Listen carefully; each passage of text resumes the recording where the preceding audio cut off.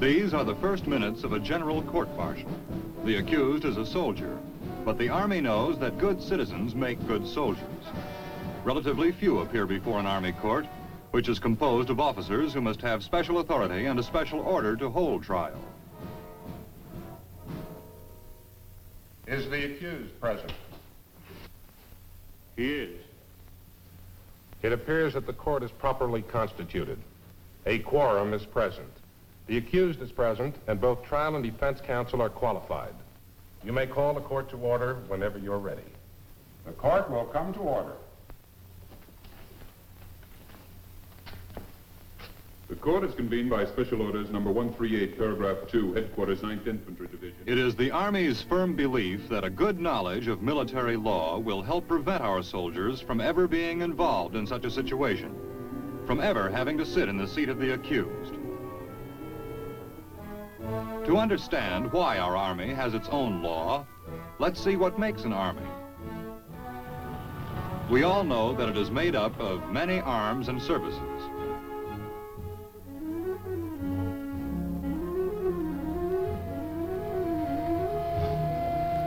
We all know that it employs the most modern weapons which science and industry can provide.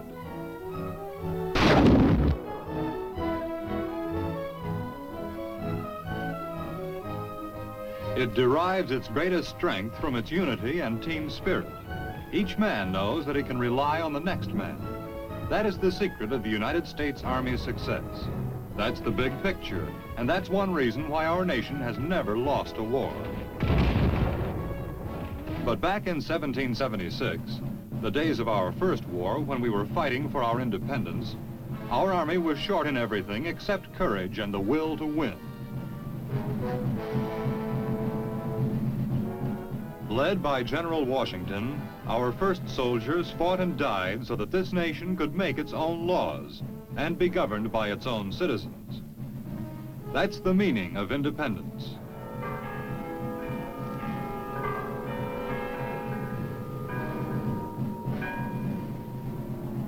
The first American Articles of War were adopted in 1775. These were the first rules for military justice in our Army. From the day our flag of liberty was first unfurled, the United States Army had its own laws and its own courts. Now, the branch of service in the Army responsible for the administration of military justice is the Judge Advocate General's Corps. And from the very first days of our Army to this very day, every soldier, from private to general, has been governed by the Code of Military Law. Military law makes no allowance for rank. No man is excused from punishment because of rank. Congress, the lawmaking part of our government, passes the Army's laws. They make them today just as did their predecessors back in 1775. Senators and representatives elected by you are the people who create the Code of Military Law, which is now called the Uniform Code of Military Justice. Our military leaders see to it that the military laws and regulations are obeyed. Military policemen are soldiers who are specially trained in law enforcement. One of their principal duties is to protect the welfare of their fellow soldiers. They want to keep them out of trouble. However, if a soldier is apprehended, reports of his misconduct are normally received first by his commanding officer, who investigates the complaint to determine what action he should take. There are three courses of action which he may follow. The Code, by its 15th article, gives every commanding officer the authority to impose minor punishment for minor offenses. However, minor offenses may sometimes be excused.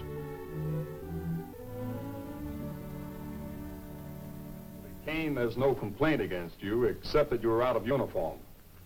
Since this is a minor offense, I'm not going to punish you. But I'm warning you, don't let this happen again. But if a soldier commits a minor offense which is not excused, and he does not demand trial by court-martial, he may be punished by his commanding officer. Well, as I gather all the facts from this investigation, you were drunk and using abusive language. This cannot be excused. I'm imposing non-judicial punishment under Article 15. This is not a court-martial. It is authorized corrective action limited to minor punishment, such as 2 weeks restriction, which does not appear in the enlisted man's permanent record. But the record of punishment does remain in the company's unit punishment book. For more serious offenses alleged, a commanding officer will recommend trial by court-martial. Brown, I've carefully considered this case and the information you've given me. I've decided that I will recommend trial by court-martial. There is nothing mysterious or secretive in a court-martial. Its chief purpose is to hold a fair trial, free from influence of rank or command, in open court, in accordance with procedure established by the Congress and the President. The defense has no further questions. The prosecution has no further questions. Are there any questions by the court? There are no questions by the court at this time. The witness is excused, subject to recall. Every witness is examined and cross-examined. The objective of the court members is to find out exactly what happened. Both sides are given equal opportunity to present their story.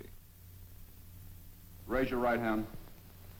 You swear the evidence you're about to give in the case now in hearing shall be the truth, the whole truth, nothing but the truth, so help you God? I do. State your full name, rank, organization, and armed forces. After hearing all of the evidence, the court members vote in secret to come to their decision. The court may find the accused innocent or guilty. If the verdict is guilty, then the proper punishment is imposed. Let's discuss the different Army courts established by the Uniform Code. It provides for 3 courts. The smallest, known as the Summary Court, is composed of 1 commissioned officer. This court can only try minor offenses and is limited to enforcing minor punishments, such as confinement for not more than 1 month and forfeiture of 2/3 of 1 month's pay.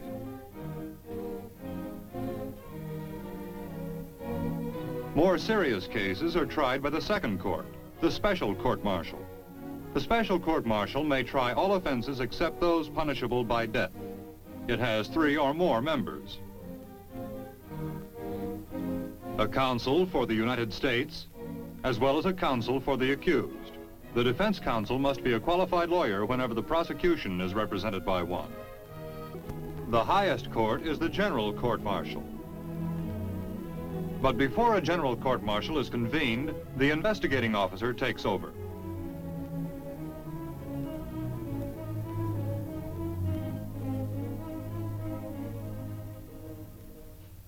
Good morning, Captain Chinks. Be with you in a minute. Thank you. Right. Goodbye. You've been appointed investigating officer on the Poe case. This file has been endorsed to you for investigation. Just sign here, please. The investigating officer's role in any case serious enough to be considered for general court action is a unique safeguard for the accused. The Army's investigating officer is like a one-man grand jury. He is the military counterpart of this civilian investigating body. A grand jury hears evidence, questions witnesses to gain full knowledge of the case, and decides whether or not a defendant should be brought to trial. And an investigating officer does roughly the same, as seen in this hypothetical case of a soldier accused of stealing a pistol. He is questioning a civilian witness. However, there is this notable difference. The accused is always present and represented by counsel. He has the right to cross-examine witnesses. Unlike a civilian grand jury, the military pretrial investigation hears both sides. After the investigating officer has reviewed the case, he can recommend either trial by general court-martial or by one of the lesser courts, or he can suggest that the accused not be tried at all. His recommendation goes to the officer with authority to convene a general court-martial. If trial by general court-martial is recommended and accepted, then that body is convened. A general court-martial consists of 5 members or more, qualified lawyers for the United States and for the defense. A qualified attorney known as the law officer serves as the judge of the general court. His function is to guide the court. He interprets legal language, he rules on legal procedure, he makes sure that the trial complies fully with the code. Like a civilian judge, the law officer abstains from deliberations on the guilt or innocence of the accused, but he instructs the court on the law. This decision is the sole responsibility of the court members, who vote by secret ballot. Anyone from recruit to general may appear before this court charged with any offense, and it may impose any sentence authorized by the Uniform Code, including the sentences of life imprisonment, dishonorable discharge, or death. In these courts, when an accused is an enlisted person, he may request enlisted personnel to sit as members. If he so requests, then at least 1/3 of the members of the court must be enlisted personnel. Every court-martial, whether it be a summary court, a special court-martial, or a general court-martial, is controlled by several basic legal fundamentals. These procedural rules guarantee full protection to the innocent. Here is the first rule. The accused is always assumed innocent until he is proved guilty. The second rule, the accused has the right to remain silent at all times and is so informed in open court. You will not be questioned about any offenses concerning which you do not testify. Second, you may remain silent. That is, say nothing at all. You have a right to do this if you wish. And if you do so, the fact that you do not take the witness stand yourself will not count against you in any way with the court. It will not be considered as an admission that you are guilty, or can it be commented on in any way by the trial counsel in addressing the court. Take time to consult with your counsel, and then advise the court whether you wish to testify or to remain silent. Thus, an accused need never testify against himself. His silence is no sign of guilt. Thirdly, unless an accused pleads guilty, the prosecution must prove guilt beyond reasonable doubt. The final rule, if the court has a reasonable doubt of the accused's guilt, it must acquit him. Courts-martial are held in open court. Spectators are always admitted unless the details of the trial involve matters of military security, or unless there are other good reasons for closing the trial.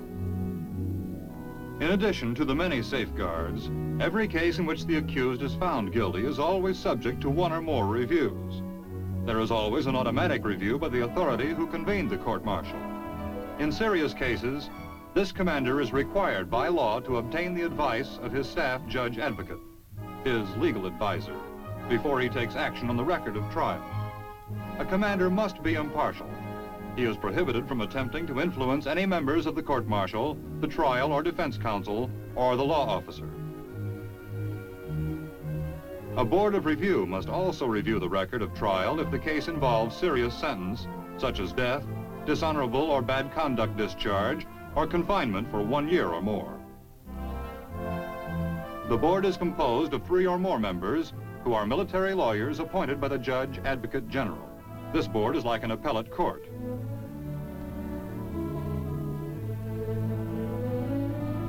During the deliberations, the accused is entitled to be represented by counsel to plead before this court. The entire record is examined and re-examined to assure a fair and just verdict and a proper sentence. Reviewing authorities can only approve or reduce the punishment, order a rehearing, or order the charges be dismissed. Under no circumstances can they increase the punishment. A final review can be requested from the United States Court of Military Appeals. The Chief Judge and Associate Judges of the United States Court of Military Appeals. Hear ye, hear ye, hear ye. The Honorable United States Court of Military Appeals is now open and in session. God save the United States of America and this honorable court. This court consists of 3 highly experienced judges appointed from civilian life by the President. In addition to reviewing serious cases, the Court of Military Appeals also reviews records of trial upon petition of the accused if good cause has been shown. In other words, Congress, the civilian lawmaker of our government, sets up the code which regulates the conduct of all men and women in the armed forces. Military personnel obey these laws in accordance with established procedure. In this respect, our military continues to remain an army of citizens, obeying civilian enacted laws while protecting and defending the liberty of our nation.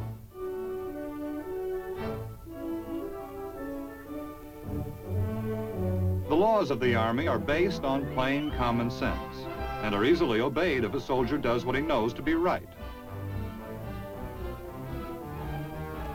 To prevent committing offenses through ignorance of the law, a soldier must be able to distinguish the difference between Army life, which prepares him for combat, and civilian life amid peace and harmony. Tom Jones, a garage mechanic, is going to help us understand the great difference between Army and civilian laws. Right now, he's on his way to work when he decides it's a great day to go fishing. So he does.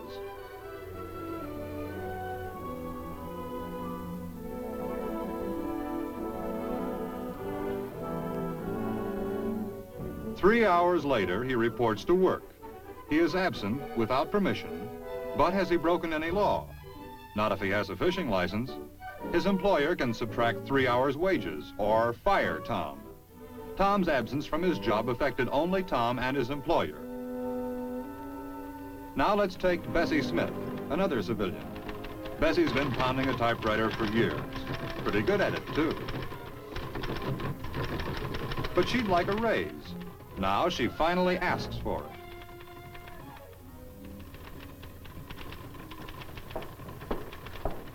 Mr. Bureau, 8 months ago you promised me a raise and it still hasn't come through.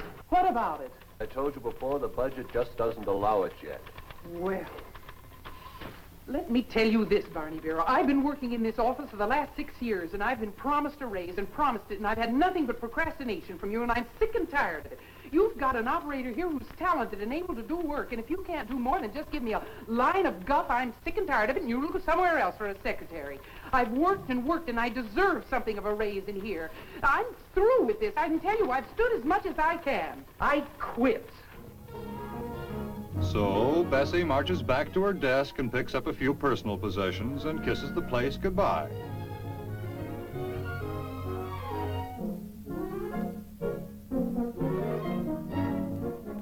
Now she's leaving without permission. Has she committed a crime? The most that has happened here is that some papers won't be typed on time. Any serious harm done? Not at all. No crime here. This is a right which we free people have in civilian life. You can always quit your job and start looking for another one. Now let's take another example of a common experience in civilian life. Harry Grebb works in a big department store. All day long he's selling ties, hundreds of them. But he doesn't like Mr. Struble, his manager. And don't think Mr. Struble doesn't know it. Mr. Grebb, your counters are messy. Oh, yeah? Yes, and you don't seem to be paying much attention to the customers. Look, I'm sick of listening to you yak, yak, yak all day long. You couldn't direct one-way traffic. Maybe so, Mr. Grebb. The fact remains your counters are messy, and you'd better clean them up. Maybe so, Mr. Struble, but the fact remains. You can clean them yourself. Mr. Grebb, you're fired. Go to the cashier and get your check. Did Harry commit a crime by refusing to obey orders? By his degrading remarks concerning his superior? The answer is no. This is no crime in civilian life. Here's Harry in military service. He's in combat and the company runner, but still the same man.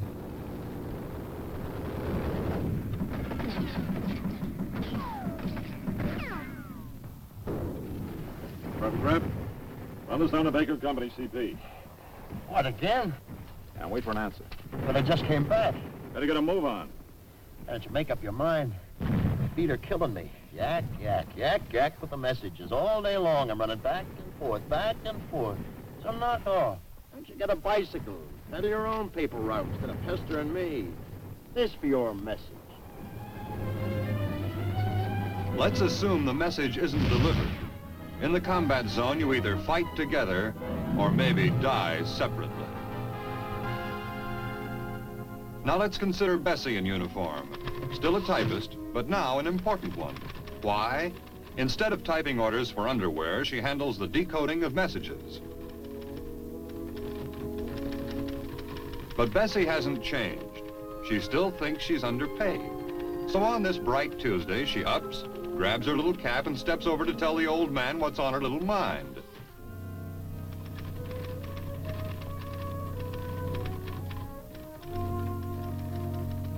You can guess what she's saying, especially when she points to the one lonesome stripe on her arm. When he says the table of organization won't allow it, she once again says, "I quit."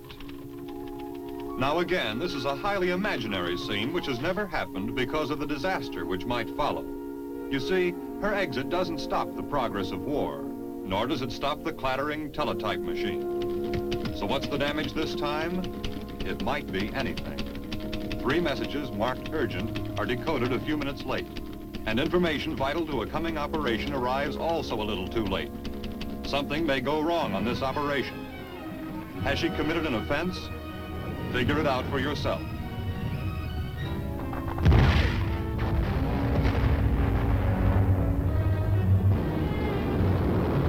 The results of leaving a post, any post in the Army, may mean a lost battle, and translated into terms of life and death may add up to a loss of a lot of good men.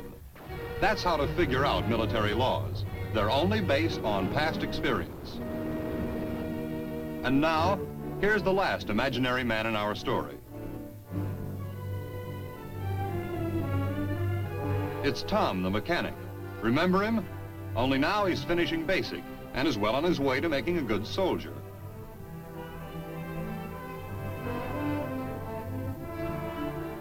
But what's this? It's another stream loaded with fish.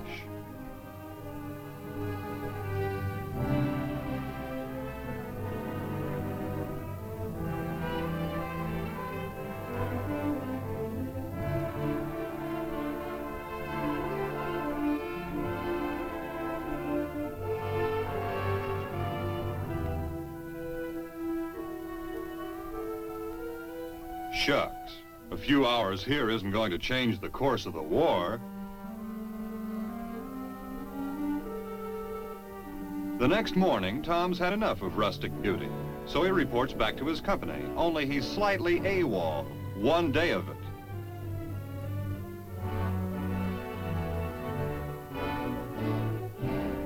Has he committed an offense? Yes, he has. Here's why. Because while he was gone, remember this is a training camp, he should have pulled guard duty. Or maybe he had KP coming up. Or what's more important, maybe he missed 1 day of valuable training. Men can't be trained 1 at a time. That's one reason why rules like the AWOL law came into being. For you see, whether in training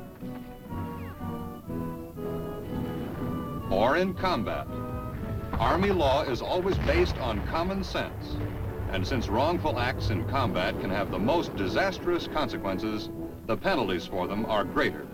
Military punishment fits the crime. Military law is always fair. It is fair because the Congress made it that way.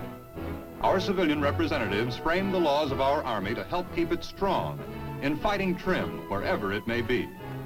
The Uniform Code of Military Justice does this by establishing a uniform high standard of conduct. The courts-martial of the Army, the summary, the special, and the general are as old as the Army itself. Every court-martial is convened for one single function, to hear witnesses and to weigh evidence, which establishes the facts, which ultimately determines whether or not an offense has been committed. If so, to adjudge a proper punishment. A careful examination of all the facts before trial in the most serious cases and always after the trial assures the same interpretation of the code for all. The rights of every accused are protected by legal safeguards. The Army's court-martial system is constantly developing to achieve its high goal of dispensing justice. The Army wants its men to have good records.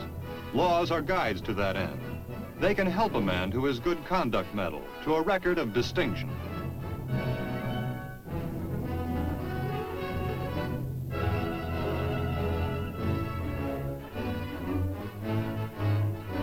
When a soldier leaves the Army with a clean record, It will follow him when he returns to civilian life.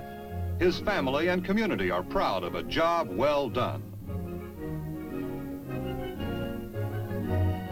The Army joins in this commendation. For an honorable discharge means a man has served his country loyally and faithfully.